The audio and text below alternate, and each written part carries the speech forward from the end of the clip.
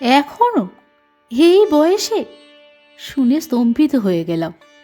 সত্যি কি মানুষের বাসনার শেষ নেই? নেই অসংযমের মাত্রা? চরিত্রহীন হলে কি এত নির্লজ্জ হয় মানুষ? মনে মনে বয়সটার একটা মোটা হিসেব করে নিয়ে আন্দাজ করলাম রাখাল মামার বয়স প্রায় 70-এর কাছাকাছি। সেই রাখাল মামা এখনো? আশ্চর্য। বিদেশে থাকি, কালে কসমিনে কলকাতায় আসি, তাও সামান্য ছুটিতে। নিকটতম আত্মীয়দের খবর নিতেই সময়ে কুলিয়ে উঠতে পারি না। তা জ্যাঠতুতো পিস্তুতো রাখাল মামা এ যাবৎ বেঁচে পড়তে পৃথিবীর অংশ ধ্বংসাচ্ছে কিনা তাই জানতাম না। অন্য খবর তো দূরের কথা। রাখাল মামার ছেলে নিতুদা আজ আমার মার কাছে দুঃখ গায়থা গাইতে এলো বলেই শুনলাম, আর শুনে স্তম্ভিত হয়ে গেলাম। ভাবলাম চরিত্রহীন হলে কি এত নির্লজ্জ হয় মানুষ? বাল্যকাল থেকে শুনে এসেছি বটে, রাখাল মামার স্বভাব চরিত্র ভালো নয়। বউ ছেলে সংসার সব থাকতেও নাকি একটি উপসর্গ আছে তার, ইত্যাদি ইত্যাদি। আবার উপসর্গটি আর কোথাও নয়, দেশের ভিটে। ঝড় বৃষ্টি বজ্রপাত যাই হোক, পৃথিবী উল্টে গেলেও তিনি যে রবিবারে দেশে যান, সেটা ভিটের টানেও নয়, পিসিকুড়োর টানেও নয়, সেই লক্ষ্মী ছাড়া মাগির টানে। তখন আমরা বালক বলে যে আমাদের কান বাঁচিয়ে কোনো কথাবার্তা হতো এমন মনে পড়ে না। কাজে তখনই আমরা জেনে ফেলেছিলাম রাখাল মামা খারাপ লোক। কিন্তু সে কি এ যুগের কথা? এই যুগ যুগান্তর পরে আবার কিনা কানে এলো রাখাল মামা সেই লক্ষ্মী ছাড়া মাগির টানে। না, এখন বুড়ো বয়সে আর হপ্তায় যাওয়ার ক্লেশ সহ্য হয় না। তাই দেশের বাড়িতেই বসবাস করছেন রাখাল মামা। ছেলেরা কলকাতায় নিয়ে আসবার জন্যে সহস্র সাধ্য সাধনা করছে, নড়িয়ে আনতে পারছে না তাকে। ছুতোরও অভাব নেই রাখাল মামার, মাথা খুব পরিষ্কার। ছুতো হচ্ছে এই বয়সে আর কলকাতার ভাড়াটে বাড়িতে গুড়ের নাগরি ঠাসা হয়ে থাকতে পারবেন না তিনি। পাজি বদ নাতি নাতনিগুলোর দৌরাত্ম সহ্য করতে সারাদিন বৌদির কলহ কচকাচানিও তার অসহ্য। তাছাড়া ছেলেদের প্রশ্ন করেছেন রাখাল মামা, পারবে তোমরা আমার শরীর স্বাস্থ্য বজায় রাখতে, যা দরকার তার যোগান দিতে? কি উত্তর দেবে ছেলেরা? হ্যাঁ পারবো বলবে কোন ভরসায়? বয়স হয়েছে বলে শরীর স্বাস্থ্য বজায় রাখতে যে রাখাল মামার অনেক কিছু চাই। চাই 1 সের করে খাঁটি দুধ, নিত্য ভাতের পাতে ছটাকখানেক করে সর তোলা গাওয়া ঘি, দুবেলা সদ্য মাঠ থেকে তোলা টাটকা শাক পাতা ডাঁটা, প্রতিদিন তাজা চারাপোনার ঝোল, আর বাটি ভর্তি চুনো মৌরলার টক। এছাড়া আর যাই হোক এগুলো অবশ্যই চাই। এই রকম নিয়ম যত্নে থাকতে পারলে নাকি আরও 15-20 বছর হেসে খেলে হেঁটে ছুটে বেঁচে থাকতে পারবেন রাখাল মামা। আর বাঁচতেই চান তিনি। কলকাতায় কি পয়সা ফেললেই এসব মেলে? এখন অবশ্য গ্রামে ঘরেও আগের মতো কিছুই নেই, তবু কিছু আছে। প্রচুর না মিলুক, সামান্যও মেলে, যদি চেষ্টা যত্ন থাকে। কিন্তু সে চেষ্টা করে কে? কে আর? নিতুদা স্তব্ধ বিরক্তিতে বলে, সেই তিনিই। আমরা তো বলতে গেলে যাওয়া ছেড়েই দিয়েছি। নেহাত মাসকাবারি টাকা আর যেবারে যা ফরমাস থাকে সেই সব নিয়ে মাসে একবার করে। টাকা বন্ধ করে দিতে পারিস না? আমার মা বীরঙ্গানা বিক্রমে বলে ওঠেন। তাহলে কেমন না সুরসুরিয়ে কলকাতায় ফিরে আসেন দেখি। নিতুদা হতাশভাবে বলে, তাই কি হয়? হবে না কেন? মা পুনরায় উদ্দীপ্ত। তোরা বলবি আমরা ছাপোষা, মোটা মোটা নগদ টাকা যদি দিতে না পারি, একসঙ্গে থাকো খাও দাও ব্যাস। না হলে আবার তোমরাই বলবে কি কুলাঙ্গার ছেলে গো, বুড়ো বাপকে খেতে দেয় না। কেউ বলবে না। আবার স্বগতি করেন মা, বাপ বাপের মতন হয়তো মাথায় করে রাখবে ছেলেরা, বাপ অচ্ছেদ্দার কাজ করলে আবার মান্য কি? নিতুদা মলিন মুখে বলে, সে আর কে বুঝবে, বরং সকলেই ভাববে বউরা বুঝি বুড়ো শ্বশুরের ঝামেলা পোহাতে রাজি হয় না, তাই ছেলেরা বাপকে বনবাসে দিয়েছে, এর ওপর আবার টাকা বন্ধ। কিন্তু এত বাড়াবাড়িটা হলো কবে? মা বলেন, এ রোগ ছিল চিরকালই জানি। সুশীলাদি তো গ্রাম সম্পর্কে আমাদের বোন হয়, দেখেছি বরাবর, হাসাহাসিও করেছে সবাই, কিন্তু এত এমন বেহেটপনা ছিল না। ওই রাখালদা রবিবারে রবিবারে বাড়ি যেত, দেখা সাক্ষাৎ গল্প গুজব করত, এই পর্যন্ত। তবে মাস মাস খরচাটি দিয়েছে সুশীলাদিকে। ঈষৎ কৌতূহলী হয়ে বলি, তা তখনকার দিনে তোমাদের পাড়াগাঁয়ের সমাজ এসব অ্যালাউ করত? সুশীলাদির বাপ মা রাগ করতেন না? বাপ মা কোন চুলোয়, জ্ঞানের আগেই সব খেয়ে তো কাকা খুড়ির সংসারে ভর্তি। তা ছেলেবেলায় নিত্যি খুড়ি মুখ ঝামটা দিয়ে বলতো, কাজে নেই গেলায় আছে, দেব না ভাত। এর ওর দৌড়ে গিয়ে দাঁড়াতো মুখ শুকিয়ে, লোকে মায়া দয়া করে দুমুটো ভাত দিত। সবই তো জ্ঞাতগোত্তর। শ্বশুরবাড়ি সেখানেও তেমনি, যেমন কপাল জোর। কাকা খুড়ি একটা বর জোগাড় করে বিয়ে দিয়ে বিদেয় করেছিল, 6 মাসের মধ্যে তাকে শেষ করে আবার সেই কাকা খুড়ির ঘাড়ে। তাদেরই বা ভালো লাগবে কেন? নিত্য খিটিমিটি। সেই সূত্রেই দয়া উতলে উঠল রাখালদার। বলল, শুধু একবেলা এক মুঠো ভাতের জন্য এত লাঞ্ছনা? আমি দেব সুশীলার ভাত খরচা। তখন রোজগার করতো ভালো, সদাগরি আপিসের বড়বাবু ছিল, দয়ার মেজাজ দেখবার মুরত ছিল। তা সেই দয়া দেখানোই কাল হলো। সুশীলা দিয়ে একেবারে গলে গেল, মাখামাখি বেড়ে উঠল। কাকা গলা ধাক্কা দিয়ে বিদেয় করে দিল, বিধবা মেয়ের রীতিচরিত্রের দেখে। আমার অবশ্যই এসব শোনা কথা, স্পষ্ট মনে নেই। তবে আমরা সুশীলাদিকে দেখেছি বাপের ভিটের একখানা ভাঙা ঘরে পড়ে থেকে আর রাখালদার পয়সায় খেয়ে গা শুদ্ধ লোকের কাজ করে বেড়াতে।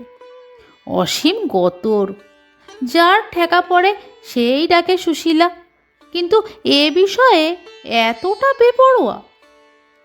নিতুদা বাধা দিয়ে বলে, এতটা হয়েছে মা মারা গিয়ে অবধি। মাও গেলেন, বাবার চাকরিও গেল। চাকরি গেল? ওই যে অফিসে নতুন ফ্যাশন হলো, বুড়োদের বিদেয় কর। অথচ বাবা তখনও এই 60 বছরেরও দুটো জোয়ান লোকের খাটুনি খাটতে পারতেন। কিন্তু সে যাক গেল, আর যেতেই অমনি বাবা ধুয়ো ধরলেন। অফিস যেতাম সারাদিন, একরকম কেটেছে, এখন আঁটো সাটে থাকতে পারবো না। আমরা ভাবলাম, তা মন্দ কি? বউরা তো রাত দিন বাবা এই বললেন বাবা তাই বললেন বলে অশান্তি করছে। দেশে গিয়ে থাকতে পারেন, দুপক্ষেরই ভালো। 4 ভাই 15 টাকা করে দেব, উনি সপাকে খাবেন, আর পুরনো মানুষের ছেলেটা কাজকর্ম করে দিয়ে যাবে, এই ব্যবস্থা। বাবার তো খুব উৎসাহ, খুব ফুর্তি। তখন কি জানি এইসব অসভ্যতা হবে। পরের মাসে গিয়ে দেখি রান্নাঘরে সুশীলা পিসি। বুঝুন দেখে মনের কি অবস্থা হলো। এসব জানতাম বরাবরই, কিন্তু একেবারে এরকম প্রকাশ্যে। কৈফিয়ত দিলেন, এরও হাত পুড়িয়ে রেঁধে খাওয়ার কষ্ট, ওরও নাকি ঘর পড়ে আছে, থাকার কষ্ট, অতএব। মা উগ্রকণ্ঠে বলে উঠলেন, তোরা বললি না কিছু?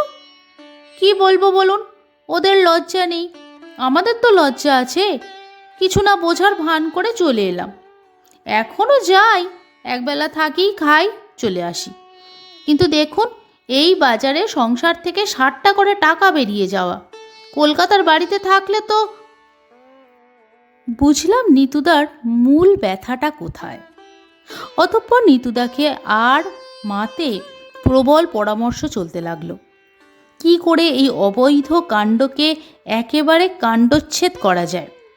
ব্যবস্থা হলো, মা একবার সরেজমিনের তদন্ত করতে যাবেন এবং সেই যত নষ্টের মূলকে যাচ্ছে তাই করে আর রাখাল মামাকে ধিৎকার দিয়ে বুঝিয়ে ছাড়বেন সমাজের মধ্যে থেকে এসব অসামাজিকতা চলবে না। বললেন ওই পাপকে বিদে না করলে ছেলেরা মাসোহারা বন্ধ করে দেবে। কেনই বা বন্ধ করবে না? তুমি বাপ হয়ে যদি দেশে গায়ে তাদের মুখ দেখানোর পথ বন্ধ করতে পারো, তাদের আর টাকা বন্ধের অপরাধ কোথায়? আমি বলি, তুমি আবার কেন পরের ব্যাপারে মাথা গলাতে যাবে মা? যে যা করছে করুক না, তোমার কি? মা ধিৎকারে আমাকে একেবারে মাটিতে মিশিয়ে দিয়ে বললেন, তুই বলিস কি রে বলু? আমার কি? বিটেটা আমার বাপ ঠাকুরদার নয়? সেখানে বসে যা তা করছে করবে, বেটা ছেলে বাইরে বাইরে যা করে করুক, ভিটে পাপ এনে তুলবে? লজ্জার মাথা খেয়ে বলে ফেলি, পাপের আর কি, বয়সত্ব গাছপাথর নেই বাবা। মা তাতে দমেন না, বলেন, থাম তুই বলু, বয়সের বিচার কি করছে ওরা? এখনো যখন এত তখন আর যাকে তুই পেটের ছেলে, কি আর বলবো।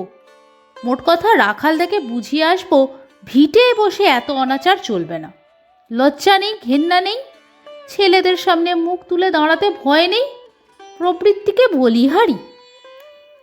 শেষ পর্যন্ত আমার স্কন্ধে ভর করেই মার বারুইপুর যাত্রা। নিতুদা যাবেন না, এক্ষেত্রে ছেলেরা মুখোমুখি না হওয়াই ভালো।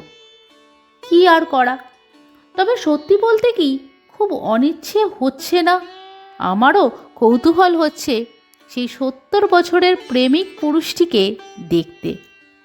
দেখলাম, আর দেখেই প্রথমটায় মনে হলো, সত্যি চরিত্রহীন হলে কি এত নির্লজ্জ হয় মানুষ? সোজা সতেজ খাঁড়া দেহ, উজ্জ্বল মুখ, চোখ যেন প্রসন্নতার প্রতিমূর্তি। লজ্জা, কুণ্ঠা, দ্বিধা, সংকোচ কোনো কিছুরই বালাই মাত্র নেই, একেবারে মুক্ত পুরুষ। মাকে দেখে ইয়ং মেনের মতন হই হই করে উঠলেন, আরে কে রে, বুলবুলি না? কি ব্যাপার, তুই কোথা থেকে? ইস, কতদিন পরে দেখা। বাপ ঠাকুরদার ভিটেটাকে তাহলে মনে আছে এখনো? কেউ আসে না বুঝলি বুলবুলি, কেউ আর দেশে আসে না, দেশ একেবারে কানা পড়ে আছে। মা তো এই মুহূর্তেই বলতে পারতেন, কেন, তুমি তো রয়েছ, দেশ গ্রাম বংশ সব কিছুর মুখ উজ্জ্বল করে। অথবা এও বলতে পারতেন, লোকে আর আসবে কোন সুখে, তোমাদের মতো কুলধ্বজারা যেখানে বসবাস করছেন। বললে কাজ খানিকটা এগিয়ে থাকতো, কিন্তু বললেন না। জানি না বললেন না, না বলতে পারলেন না। বহুদিন বিস্মৃত বুলবুলি শব্দটা কানে গিয়ে গলাটা ভারী হয়ে এলো কিনা। মোট কথা দেখতে পেলাম মা হেঁট হয়ে বেশ পরিপাটি করেই পায়ের ধুলো নিলেন রাখাল মামার। ততক্ষণে রাখাল মামা আর একবার হই হই করে উঠেছেন, ওরে সুশীলা, কি তোর ঘোড়ার ডিমের কাজ নিয়ে রান্নাঘরে বসে আছিস? বেরিয়ে এসে দেখ, খেয়ে এসেছে বুলবুলি, আমাদের সেজ কাকার মেয়ে বুলবুলি। কি একখানা গিন্নিবান্নি হয়েছে দেখ। হ্যাঁ রে, এইটি বুঝি তোর বড় ছেলে? সেই এতটুকুনটি দেখেছিলাম। কাজকর্ম কি করে ছেলে? উত্তরের অপেক্ষা না করেই গড় গড় করে প্রশ্ন করে যান রাখাল মামা, আর যেন ছোটাছুটি করতে থাকেন। খুশিটা যে যথার্থ আন্তরিক তা বোঝা যায় তার অস্থিরতায়। আবার হাঁক পাড়েন, ও সুশীলা, কানের মাথা খেয়েছিস নাকি? ততক্ষণে সুশীলা এসে দাঁড়িয়েছে। এই সুশীলা। অবাক হয়ে তাকিয়ে থাকি। এর জন্যে একটা মানুষ যুগ যুগান্তকাল ধরে সংসারে অশান্তি এনেছে, সমাজে বদনাম কিনেছে, অর্থ সামর্থ্য ব্যয় করেছে, আর এই জীবনের শেষ ঘাটে এসেও ছেলে মেয়ে আত্মীয় প্রতিবেশী সকলের কাছে হেয় হচ্ছে। কালো রোগা ঢেঙা একটা বুড়ি, চুলগুলো ছাঁটা, সামনের দুটো দাঁত পড়া, আর সেই দাঁত পড়া মুখে একটু হেসে মাকে সম্ভাষণ করলেন, তুই তো ছেলের কাছে বিদেশে থাকিস তাই না? এলি কবে? ও মা, এইটি বুঝি ছেলে? বিলু না কি যেন ডাকনাম ছিল ছেলেবেলায়? বিলু নয়, বলু। বাবা, এত তোমার মনে আছে সুশীলাদি? বলে দিব্যি অম্লান বদনে যে পাপকে ঝেঁটিয়ে বিদে করবার দৃঢ় সংকল্প নিয়ে হানা দিয়েছেন, সেই পাপের চরণে প্রাণপাত করলেন মা। থাক থাক, হয়েছে, হায় বস। থাকবি তো কিছুদিন? না, থাকবো আর কি করে, মা আক্ষেপ করেন। ছেলের তো গোনা দিনের ছুটি। আরও কিছু হয়তো বলতেন মা, কিন্তু ততক্ষণে রাখাল মামা তাড়া দিয়ে উঠেছেন। আচ্ছা আচ্ছা, ওসব কথা পরে হবে, আগে ওদের হাত মুখ ধোবার ব্যবস্থা করে দে দেখিনি। গল্প একবার জুড়লে তো আর রক্ষে নেই। বুঝলি বুলবুলি, তোর এই সুশীলা দিটি আজ আর তোকে রাতে ঘুমোতে দিয়েছে। দেখবি তোকে গাঁয়ের এই 30 বছরের ঘটনার কাহিনী পরিচয় দেবে বসে বসে। জানেও তো সকলের নারী নক্ষত্র। অতঃপর অতিথি সৎকারের তৎপর হয়ে উঠলেন রাখাল মামা। কোনো বারণ মানলেন না। প্রচণ্ড রোদ্দুরে নিজে গেলেন মিষ্টি আনতে। কোথায় কোন জেলেনিকে বলে এলেন যে করে হোক একটু মাছ জোগাড় করে নিয়ে আসতে, আর এসে অনবরত সুশীলাকে তাড়া দিতে লাগলেন। তোর হলো? দুটো মানুষের রান্না করতে তুই যে বুড়ো হয়ে গেলি রে সুশীলা। আমরা যত ব্যস্ত হতে বারণ করি, রাখাল মামা ততই আরও বেশি ব্যস্ত হয়ে ওঠেন। এ কি ঘুষ না অভিনয়? কিন্তু মার ব্যাপারটা কি, সেও কি অভিনয়? দেখছি আর অবাক হয়ে যাচ্ছি। আর মজা এই, একবারও আমার দিকে দৃষ্টিপাত করছে না মা। শুনতে পাচ্ছি রান্নাঘরে গল্পের স্রোত বইছে। সেই 30 বছরের ইতিহাস আওড়ানো হচ্ছে বোধহয়। কত অজস্র নাম কানে আসছে। ভাবছি কি আশ্চর্য, এই দীর্ঘকাল ভারতবর্ষের আর এক প্রান্তে কাটিয়েও মা বারুইপুরের প্রত্যেকটি মানুষকে মনের মধ্যে সংরক্ষিত করে এসেছেন। 30 বছরের মধ্যে অবশ্য আমি না এলেও মা এক আধবার এসেছেন। সেই কথারই উল্লেখ শুনছি মার কণ্ঠে। সেবারে যখন এসেছিলেন সুশীলাদি, মা গো মা, বাড়ি দেখে যেন কান্না পেয়েছিল। উঠোন ভর্তি আগাছা, দেওয়ালের বালির চাপড়া খসে খসে পড়ছে, আর ইঁদুর ছুঁচোর উৎপাতে ঘর দালান একেবারে তছনছ। রান্নাঘরের উনুন দুটো ভেঙে হুমড়ে পড়ে আছে, তুলসী মঞ্চের গাছটা শুকিয়ে কাঠ। মা গো, সে কি দৃশ্য! এবারে এসে যেন চোখ জুড়ালো। সেই পুরনো বাড়ি এখন যেন পড়লে সিঁদুরে উঠছে। চিরকালের খাটিয়া মেয়ে তুমি। সুশীলাদি কি মন্ত্র জানেন? বশীকরণ মন্ত্র। আর সেই মন্ত্রের জোরেই রাখাল মামাকে। কিন্তু রাখাল মামা মন্ত্রের গুণের কথা বলেন না, বলেন হাতের গুণের কথা। আমাকে কাছে নিয়ে খেতে বসেন। সেই ওর শরতলা গাওয়া ঘি, বাড়ির গরুর দুধের ঘন ক্ষীর, টাটকা পুকুরের মাছের ঝোল, সদ্য মাঠ ভাঙা আনাজ তরকারি, মৌরলা মাছের টক, সমস্ত কিছু অনুষ্ঠান সহযোগে। আর আমার চাইতে 3 গুণ বেশি অন্ন ব্যঞ্জন পার করে হাত চাটতে প্রসন্ন মুখে সামনে বসে থাকা ছোট বোনের দিকে তাকিয়ে বলেন, হাতের গুণে বুঝলি বুলবুলি, সুশীলার হাতের গুণে নোটে শাকও বাহবার হয়ে ওঠে। যা রাধে তাই যেন অমৃত। ওর হাতের রান্না খেলে রুগীর রোগ সারে, পরমায়ু বাড়ে। ওই দেখ না, আমার যে 68 বছর বয়স পার হতে চলল, দেখে বুঝতে পারছিস। মা হাসেন, তাও বোঝা যায় না বটে। রাখাল মামা স্ব উৎসাহে বলেন, তাই তো বাড়িঘর ভালো করে সারিয়ে নিয়েছি। বেয়োজরে আরও 20 বছর বেঁচে থাকবো কি না, দেখে নিস। রাখাল মামার বাঁচার এত বাসনা কেন? মনে হচ্ছে এই বাসনার জোরেই সত্যি হয়তো আরও অনেক দিন বেঁচে থাকবেন রাখাল মামা। কিন্তু কিছুতেই কেন লোকটাকে পাপী, বদ, অসৎ চরিত্র, অপবিত্র মনে হচ্ছে না। মনে করতে চেষ্টা করেও না। মারও কি ওই একই অবস্থা? তাই কি রাখাল মামার কথার উত্তরে সহাস্যে বলেন, আমাকে আর দেখতে বলো না বর্তা, দেখি তো সেই ওপর থেকেই দেখব। তোদের মেয়ে মানুষের ওই এক কথা, সব শেয়ালের একরা। বেঁচে দরকার নেই, বেঁচে কাজ নেই। কেন রে বাপু? কিন্তু কথায় কথায় যে বেলা গড়িয়ে গেল। বলি সুশীলা, তোর আক্কেলখানা কি? তোর না হয় 3 প্রহর বেলাতেও পিত্তি পড়ে না। এরা হলো শহুরে মানুষ, সকাল সকাল খাওয়া অভ্যেস। নাও, নিজেও পিণ্ডি দুটো গিলে নাও, সেই সঙ্গে অনর্থক দেরি করে লাভ নেই। বলু, চল হে, আমরা বরং বৈঠকখানায় গিয়ে বসি গে। যেতে পা বাড়িয়ে আবার থমকে দাঁড়ালেন রাখাল মামা। বললেন, নিজেদের কি রেখেছিস না নিরামিষ পদগুলো সবটাই আমাদের ধরে দিয়ে দিয়েছিস? এসে অবধি রাখাল মামার হাঁকডাকি শুনেছি ওর সঙ্গে, সুশীলাদির কথা কওয়া শুনিনি। এই প্রথম শুনলাম। গম্ভীর শান্ত কণ্ঠে বললে, তুমি যাবে বৈঠকখানায়? হচ্ছে হচ্ছে, যাচ্ছি তো, বলে তাড়াতাড়ি আমায় তাড়িয়ে নিয়ে চলে আসেন রাখাল মামা। ফিরতি পথে ট্রেনে বসে বললাম, মা, এটা কি হলো? মার পিত্রালয় বিচ্ছেদে চিত্ত বিষণ্ণ।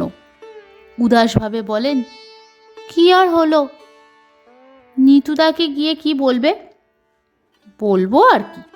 মা নিজের অভ্যেসে সহসা উদ্দীপ্ত হয়ে বলেন, বলবো কেন নড়বে রাখালদা দেশ থেকে?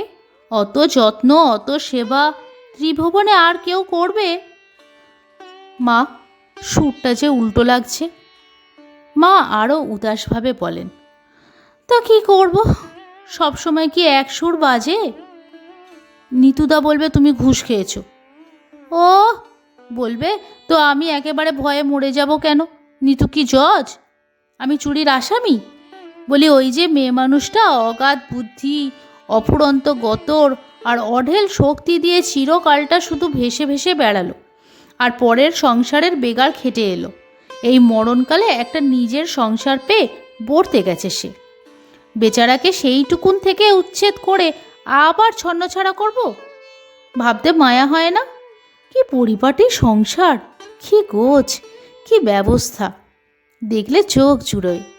কি করে মুখের উপর বলবো এ সংসারে তোমার অধিকার নেই, তুমি বিদেয় হও? কিন্তু তোমাদের সমাজ, চুলোয় যাক। সমাজকে আর কোন লোকটাই বা মানছে এখন? আর পাপ পুণ্যি, ধর্ম অধর্ম? মা একটা নিঃশ্বাস ফেলে বললেন, দেখ বলু, গিয়েছিল বটে তেরে মেরে, কিন্তু এদের দেখে মনে হলো পাপ পুণ্য ধর্মাধর্মের বিচারকর্তা কি আমরা?